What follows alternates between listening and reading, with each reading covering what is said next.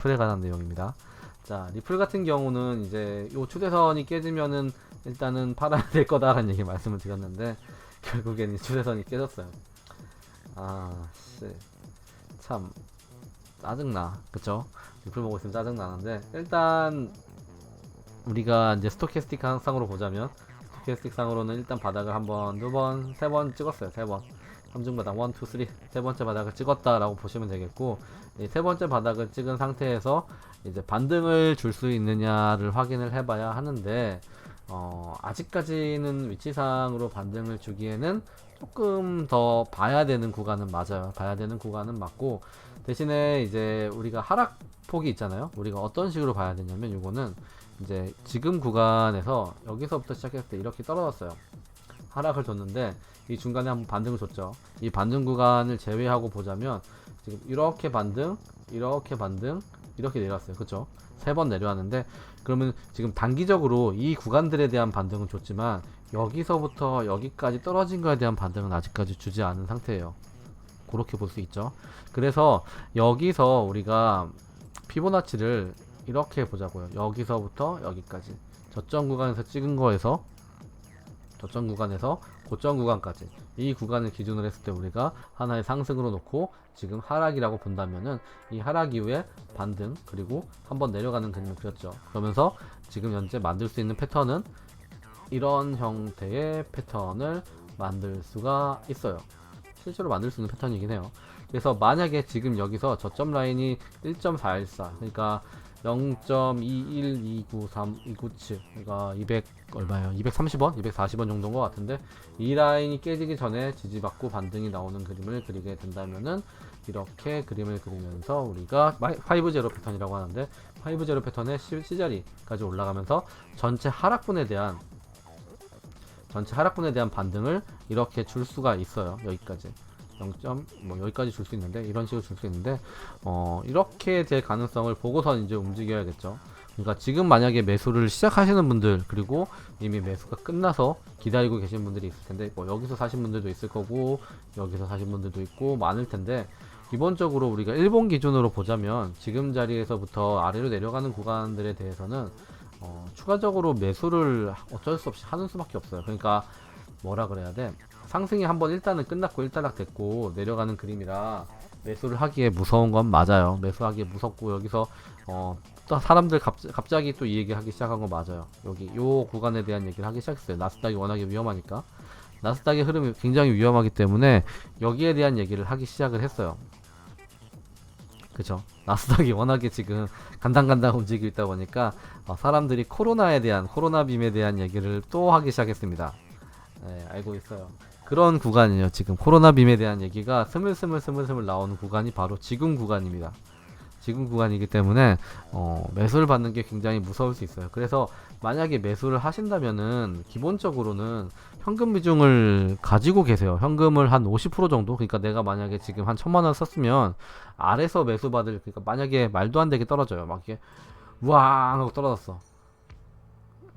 만약에 이런 식으로 여기까지 떨어지는 식으로 상승분에 대한 조정을 다 줬다고 쳐봐요. 쳐봤을 때 이렇게 확 떨어졌을 때 내가 매수받을 준비를 일단은 해놓는 게 낫죠. 이 준비는 해놓고선 움직이시라는 얘기예요. 최소한 여기까지, 그러니까 최악의 경우에는 여기까지 0.155니까 한 160원, 170원까지 최악의 경우 떨어질 수 있어요. 실제로 최악의 경우 떨어질 수 있기 때문에 이런 라인에서 받을 준비를 한 현물 정도, 그러니까 원하는 내비두고 이 자리에서 움직이시면 돼요. 저는 안 나올 거라고 믿어요. 안 나올 거라고 믿기는 하지만 그렇다고 그게 100%는 아니에요.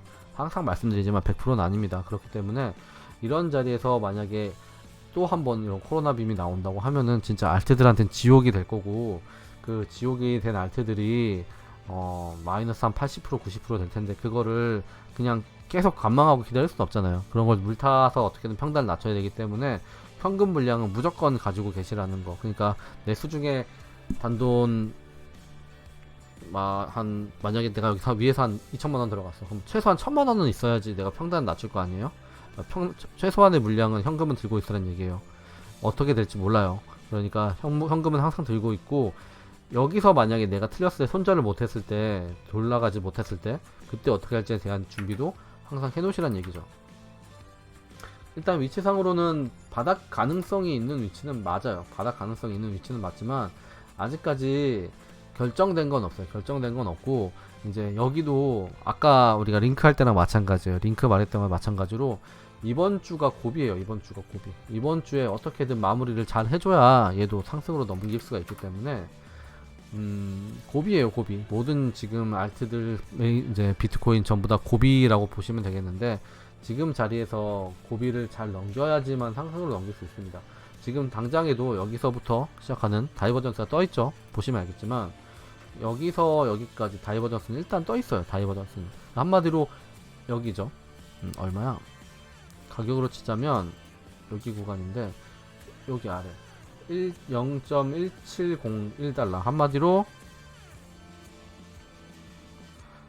한마디로 약 180원, 190원 라인이죠. 여기 190원 라인인 것 같은데 180원에서 190원 라인이에요. 여기 라인까지 떨어지지 않고 위쪽에서 나오면 결국엔 이 다이버전스는 성립이 돼요. 그리고 아직은 추세가 완전히 죽은 건 아니기 때문에 지금 리플상으로 봤을 때 리플은 아래쪽으로 지속적으로 아래에서 모으고 있는 그림이긴 해요. 뭐 이거는 올라갈 수 있는지 잘 모르겠는데, 요번에 떨어지면서 아 이건 못 올리는 앤가 라는 생각을 저도 좀 하긴 했는데, 그렇다고 치더라도 이 구간에서 눌렸을 때 이 저점을 깨지 않으면 다이버전스가 성립되면서 반등을 한번 크게 줄 거예요. 반등을 크게 줄 거고, 그 구간에서 나갈 생각을 해야 돼요. 그러니까 만약에 내가 평단이 지금 당장 여기다 한 300원대가 됐다 하고 하시는 경우에는, 아니 경택님 물어봐요. 경택님 평단이 얼마예요? 경택님 평단이 난 제일 중요하니까. 수진님 평단은 얼마예요? 두 분 평단을 나한테 말해봐요. 평단 얼마예요 지금? 경택님? 350원 정도인가? 아, 수진님은 지금 샀어요? 경택님은 한 350원 정도인가? 밝혀라 리플님.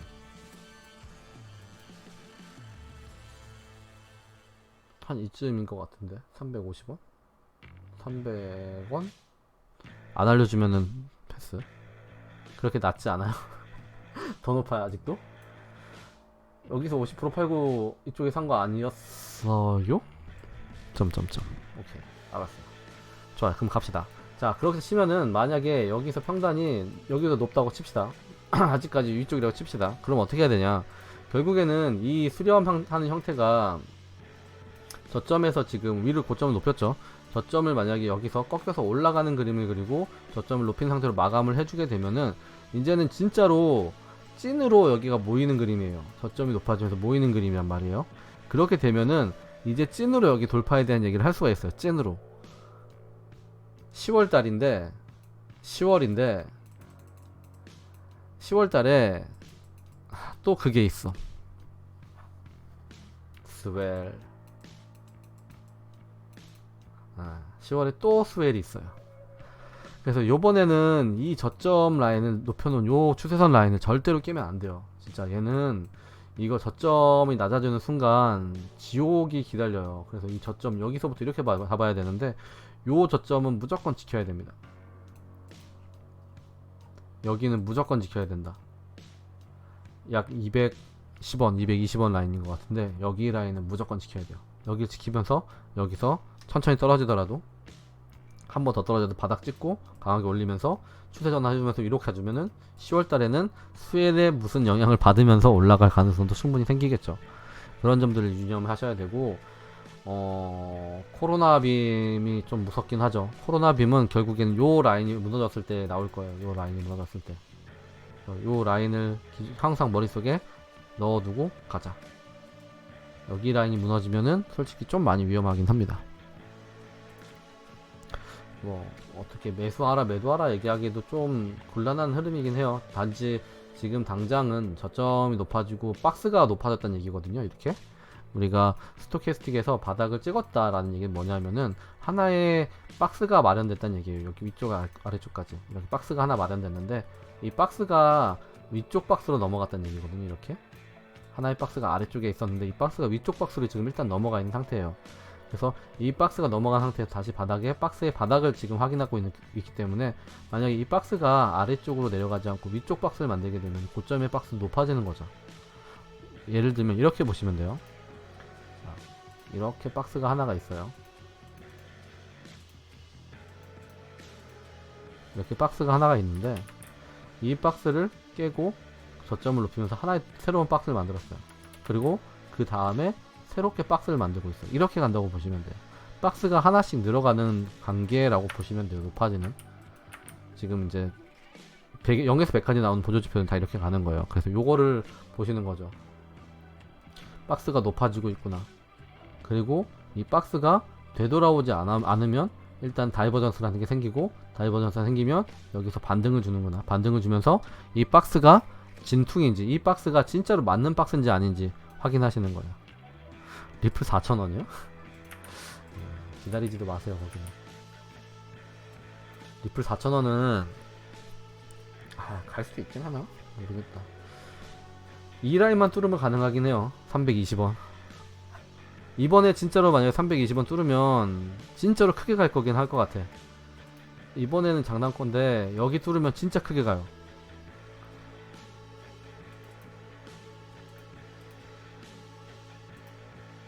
이번에 만약에 이 수렴을 돌파하면, 위로 돌파하면은 이번엔 진짜 크게 갈 거야. 그건 확실해. 이 수렴을 상방 돌파할 수 있다면, 이 수렴을 상방 돌파할 수 있다면, 진짜로 요번에 돌파할 수 있다면, 아래쪽 돌파 가능성이 좀 더 높아 보이긴 하지만, 만약에 이거 진짜로 만약에 요번에 진짜 여기 치고 올라가서 여기 돌파하면은 이때는 M파동이란 말이에요. 기본은 M파동이니까 아이고, 이번에야말로 이렇게 봐야 된단 말이에요. 최소 400원까지 가요. 그쵸? 최소 400원 가고, 최소 400원 갔을 때 저항대가 뭐가 있는지 봐야 되는데 다른 건 없어. 여기까지 봐야지. 리플은 400원까진 봐야지. 더 위를 보면 안 돼. 그럼 리플은 더 위에 보는 거 아니랬어. 여기까지만 봅시다. 400원. 여기까지만 봅시다. 리플은 더 크게 보는 거 아니랬어요, 엄마가.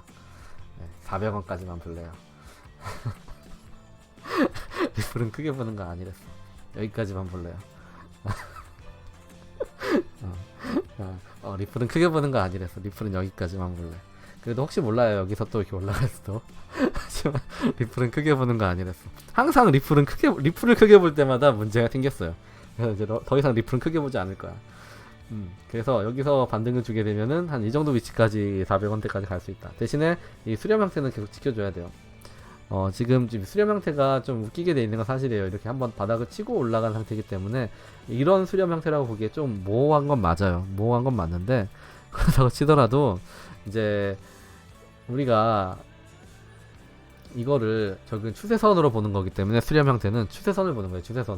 추세선의 상방을 3번 확인을 했고 돌파 실패했기 때문에 네 번째 아래서 올라왔을 닿았을 때 매수세가 붙어있는 상태가 유지되면은 돌파하면은 여기까지 충분히 갈 거고, 그 경우에는 아마도 우리가 생각하는 것보다 좀 크게 갈 수는 있을 거예요. 거기서부터 시작된 상승이기 때문에, 여기 구간부터 시작된 요 하강 구간에 대한 상승이기 때문에 그런 걸 따지더라도 요 구간 400원대까지는 충분히 갈 수 있는 그림은 만들어질 것이다 라고 생각을 하시면 될 것 같아요. 하지만 아직은 요걸 말하기에는 조금 밀려요. 요번 주가 지나가 봐야지 알아요. 진짜로 이거는 요번 주 지나고 나면은 모든 게 판결 날 겁니다. 여러분들도 너무 성급하게 판단 내리지 마세요. 요번 주는 정말로 중요한 거고, 만약에 현물을 아예 좀 쉬고 있으신 분들은 일주일 지나고 나서 추세를 보시는 게 굉장히 유의미할 것 같아요. 요번 주 끝날 때쯤, 다음 주 월요일쯤에 추세를 보고서 이거 사야 되나 말아야 되나 판단하시는 게 훨씬 더 유리할 수 있으니까 그 점은 놓치지 않으시길 바라겠습니다. 이상 리플에 대한 분석을 마치겠습니다.